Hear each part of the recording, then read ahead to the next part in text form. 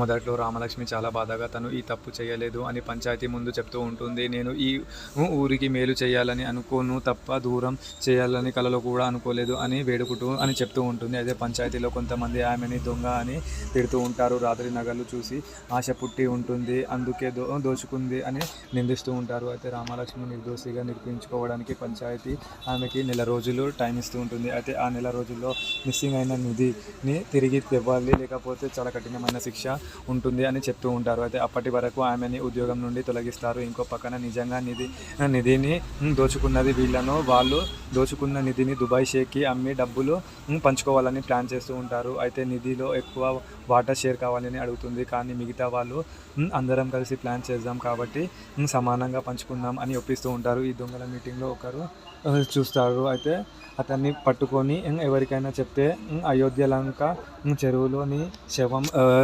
తేలుతుంది అని గట్టిగా బెదిరిస్తూ ఉంటారు. మరి నెక్స్ట్ ఏం జరుగుతుందో చూద్దాం.